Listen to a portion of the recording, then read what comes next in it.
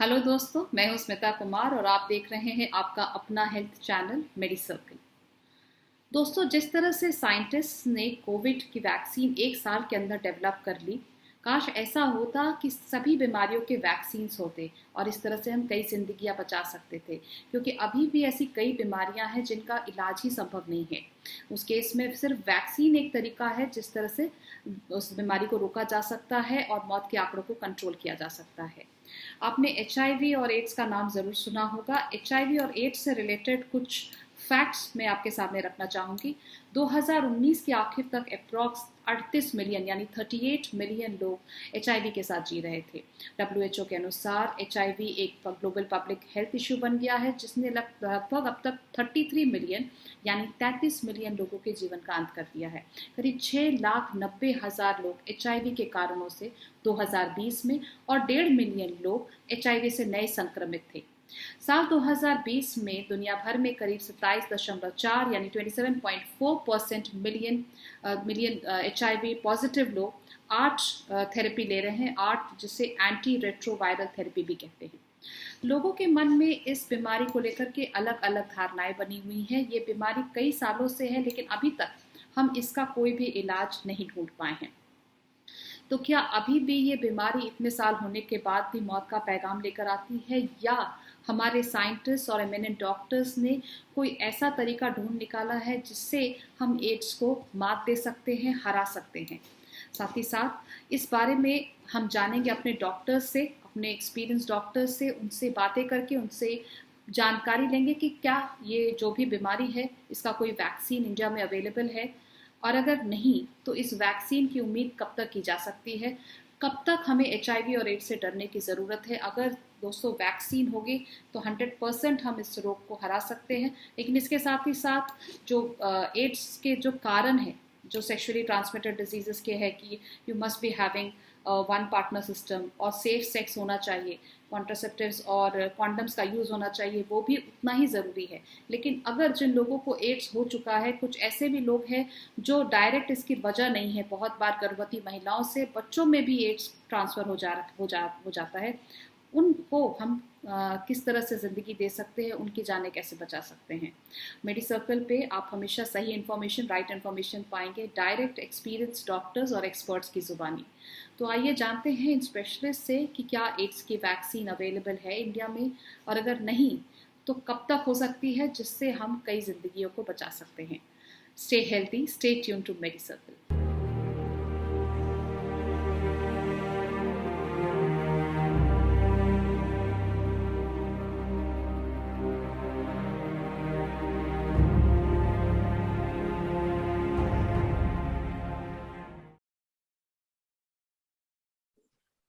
HIV was first identified in the year 1984. The US Department of Health and Human Services announced at that time that they hoped to have a vaccine ready within 2 years. Despite many trials of possible vaccines, a truly effective vaccine is still not available. MediCircle acknowledges and thanks the thousands of volunteers, community members, and health professionals who are working together to find a safe and effective AIDS vaccine. Hi, this is Amrita Priya, and you are watching MediCircle. To discuss on the pressing issue of vaccine and cure for AIDS, we have Dr. Milind Kulkarni on our show. Dr. Milind Kulkarni is an HIV specialist and chest TB physician in Yerewada, Pune, and has an experience of 14 years in these fields. He is currently associated with Columbia India Hospital and Sahyadri Hospital, and has also practices as chest TB and HIV/AIDS physician at Kulkarni's clinic in Pune. During his career, he has played several significant roles like chief consultant, senior medical officer, and senior clinician at NARI, National AIDS Research Institute, Pune, and has also gained experience in procedures in the field of chest and TB. He has been awarded with scholarships from European AIDS Clinical Society. He has also attended and participated in a number of conferences on HIV medicine. Welcome, Dr. Kulkarni, to MediCircle. Yeah, thank you, Amrita, for your kind introduction. Okay. So Dr. Kulkarni, to begin with, how important is the body's immune system to AIDS? Basically, as you said, like HIV has been first invented in 1981 in US, and then for the first time in India, we got a case in 1986 in Chennai. Since then, the research is ongoing till today as well. And with that, whatever the immune response.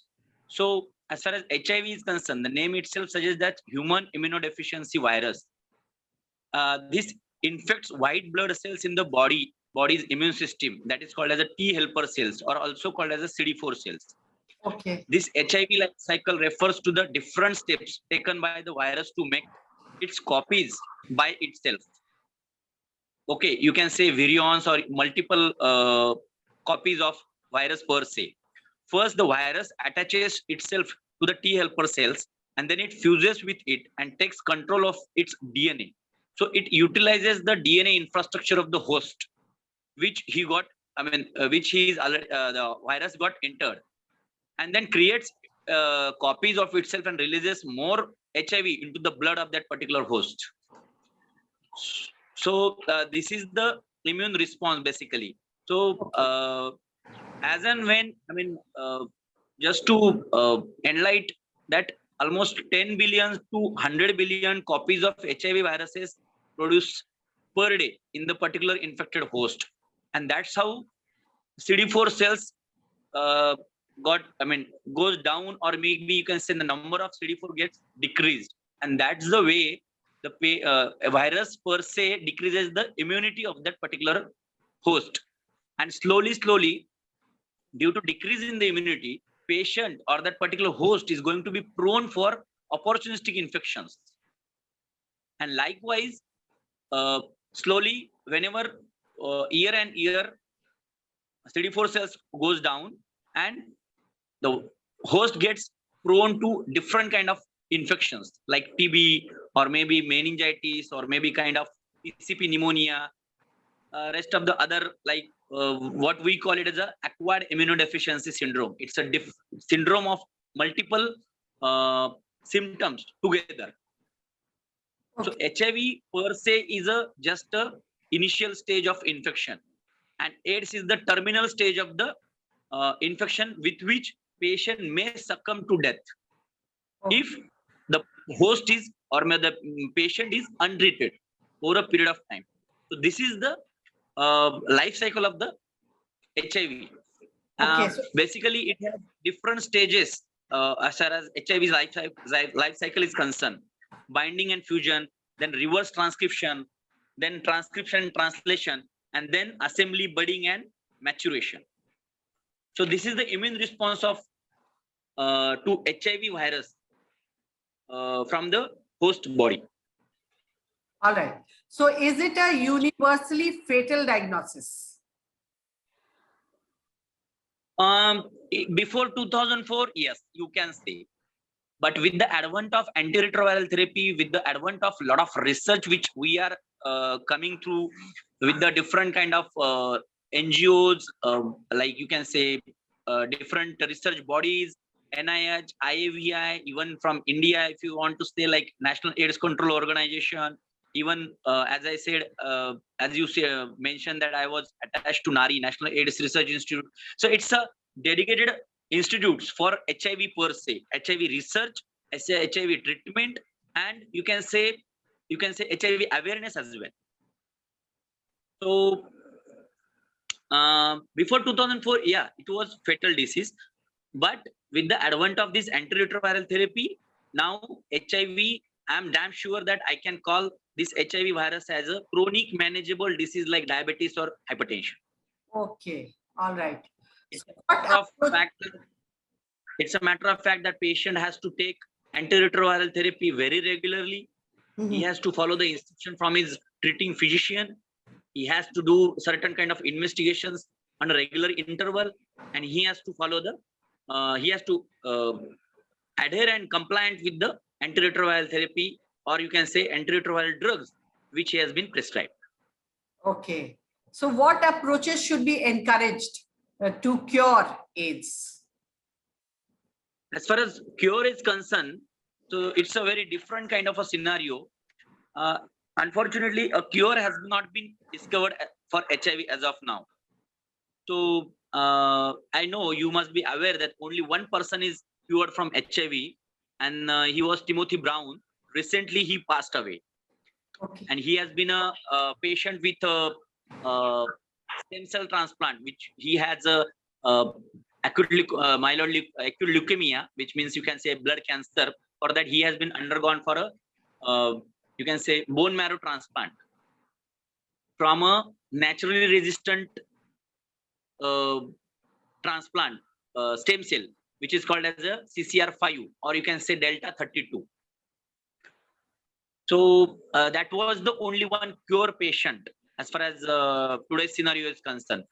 So as far as approaches are concerned, as I said, HIV affects T cells. T cells means T helper cells, which are also called as a CD4 cells.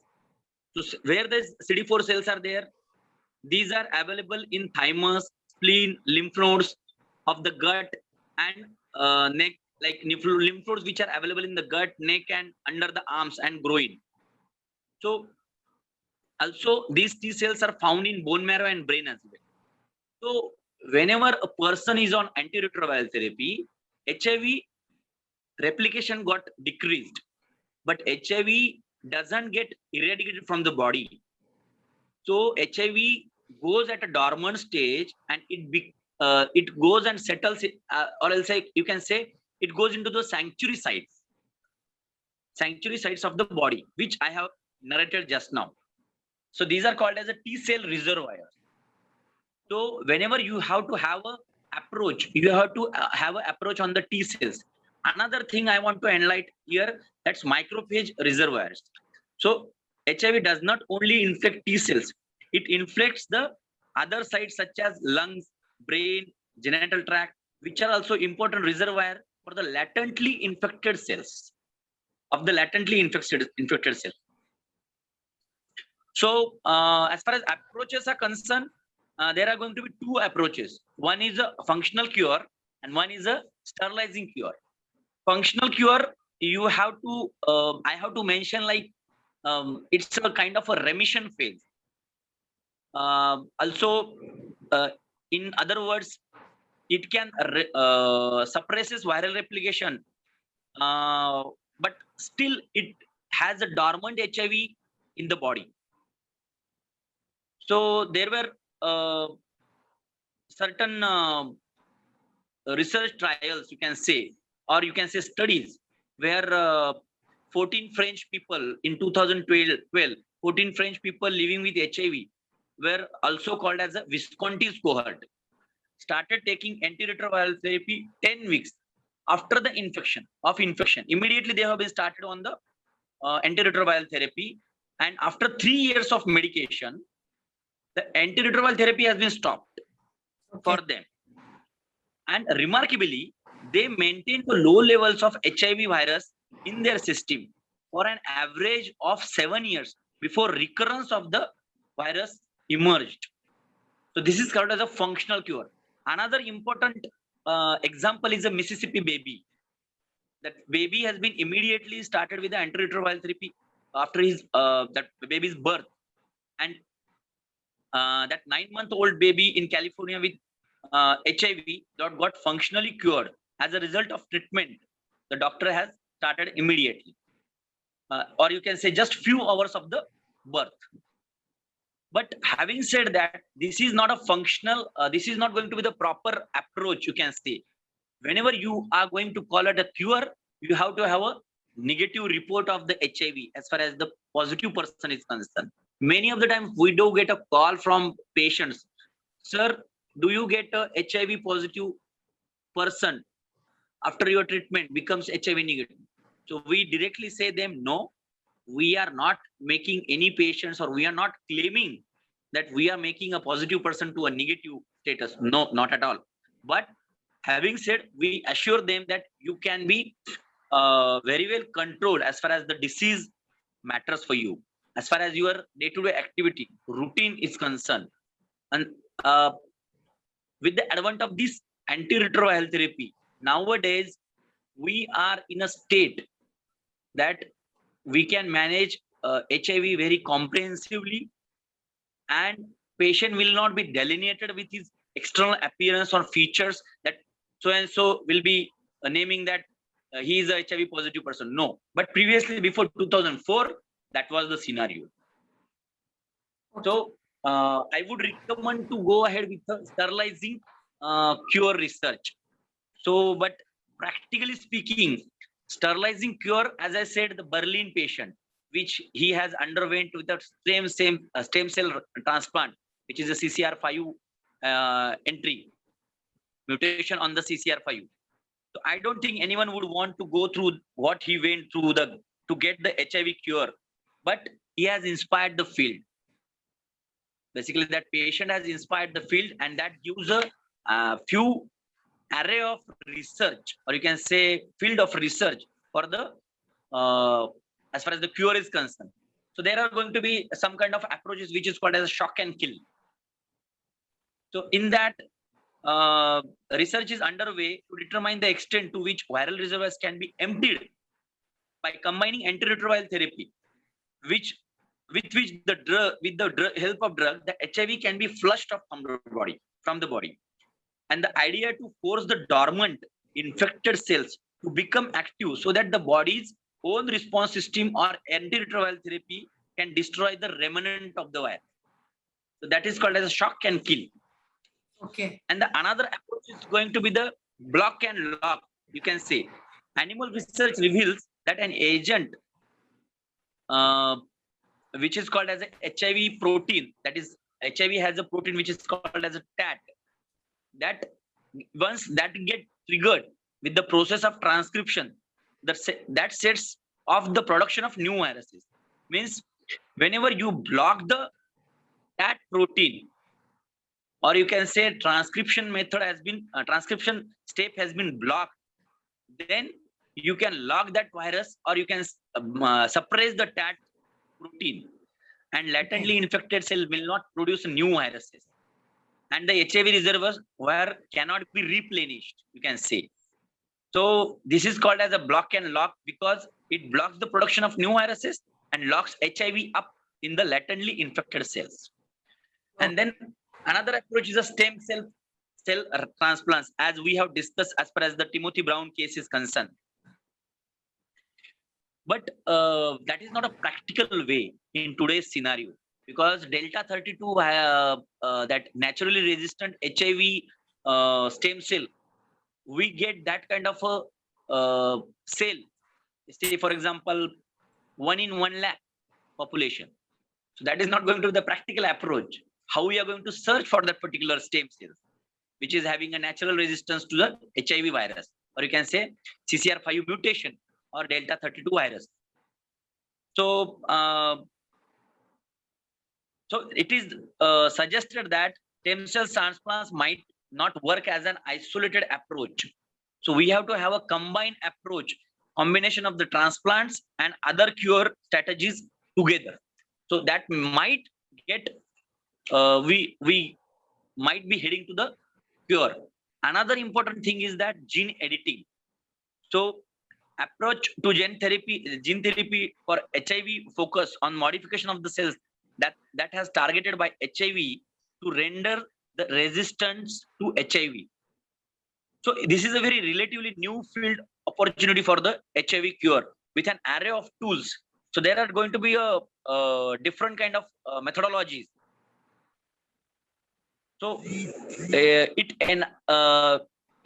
is envisaged to eliminate the viral entry to a large majority of the CD4 cells. There are going to be different kind of strategies like ZFN, like zinc finger nucleases, transcription activator like effector nucleases, that which is called as a TALANs, and most recently the CRISPR, which means CRISPR means it has a Cas9 enzyme, and it has it demonstrates that virus replication within the cells could be completely shut down, and that the virus could not be eliminated from the infected cells in the animals, because it has been studied only on the animals as of now, not on the human beings. So these are going to be the approaches as far as gene editing is concerned. That is going to be a new approach. And another approach is going to be the immune modulation. So I don't know much about the immune modulation, but that is also a very new kind of a array of research. With that, like antibodies which act against the sites of the viruses, which change least, like so-called conserved regions, are likely to be more effective in the immune modulation. So immune modulators are frequent kind of like a new kind of a approach, you can say, as far as the HIV cure is concerned. Okay. And as far as the vaccine is concerned, what strategies according to you should be considered? Everyone is talking right now as far as the vaccine is concerned, whether it could be HIV, whether it could be corona vaccine. So right now we are dealing with corona vaccine. So as far as India is concerned, we are fortunate enough to have two vaccines like Covishield and Covaxin. Similarly, what is meant by vaccine? I just wanted to highlight a vaccine means that can prevent infection, would teach the immune system to respond to HIV by making antibodies that can bind to the virus and stop it from infecting cells, or by promoting other immune responses that kill the viruses. So there is no vaccine 100% effective, and I don't know whether it will come like immediately in the recent era. I'm not sure about that. But having said, there are different approaches, like as far as recent corona vaccine is concerned, many of the research fields are working on the broadly neutralizing antibodies. Similar approach has been studied and is under development for the HIV vaccine as well. So broadly neutralizing antibodies can recognize many different strains of HIV. You know, HIV has a different subtypes, like in America and Europe, there is a type B. And as far as our India is concerned and Asian countries are concerned, we have a subtype C. Also, with these subtypes, there are different strains as well. So the broadly neutralizing antibody should recognize many different strains of HIV, and they target the region of HIV that do not mutate and vary little between the viral subtypes. So less than 20% of the people living with HIV make these antibodies. Broadly neutralizing antibodies can be isolated and reproduced in the laboratory. Infusions of the broadly neutralizing antibodies can be infused to the or else being infused, tested as an HIV prevention method in the clinical trials. So the results might be available in 2021. I'm not sure whether it might have been halted due to this corona pandemic. So as far as broadly neutralizing antibodies concerned, there are other studies which are testing different combination of broadly neutralizing antibodies. Another approach is testing HIV DNA vaccines. HIV DNA vaccines are designed to overcome the problems of using whole virus, because as you say know that HIV is a retrovirus. It is an RNA virus, goes into the DNA of the host and makes its RNA copies. So if you want to have a vaccine, that should hit to the DNA of the host to take over the HIV virus per se. So DNA vaccines deliver DNA that contains code for specific viral proteins. Cells take up the DNA and produce the proteins, and these are recognized by the immune system, leading to stronger immune responses than vaccine based on the viral vectors. So broadly neutralizing antibodies, viral vectors, as you know, in coronavirus, we are basically working on the viral vectors as far as Indian Covishield vaccine is concerned. So similar, we cannot rely on the viral vectors as far as the HIV is concerned. So several DNA vaccines are early in underway, like as far as the researchers are concerned for the human cells. So these are the two important approaches as far as the vaccine is concerned: broadly neutralizing antibody and DNA vaccine to get the HIV cure. Okay. Vaccine, sorry. Yeah. So, Dr. Kulkarni, it was a nice, insightful session on HIV and AIDS and its vaccine strategies that should be adopted for the vaccine and cure, and what your experiences are in dealing with the patients. So thanks a lot for this insightful session. And I'm sure it is going to clear many doubts in relation to AIDS and vaccines of people who watch this. Yeah. Thank you. I just wanted to give a message as far as HIV positive individuals are concerned. Don't rely on the vaccine as of now. Don't rely on the HIV cure, which might be coming to us. But whatever right now available, that is a PrEP, that pre-exposure prophylaxis, which is nothing but antiretroviral therapy, and the one who is infected has to go for an antiretroviral therapy lifelong. If you adhere and compliant, remain compliant with the antiretroviral therapy, you can have a productive life, healthy life, and you can live more. So there is no point like patient immediately like will be died immediately or something like that. No, HIV is a chronic manageable disease like diabetes. So this patient, everyone, every positive individual should remain understand. And as of now, there is no cure, there is no vaccine. So just rely on the antiretroviral therapy and live a healthy life. Thanks. Okay. All right. Thanks a lot for your insights, Dr. Kulkarni. And thank you for being part of the MediCircle show. Thank you. Thanks a lot.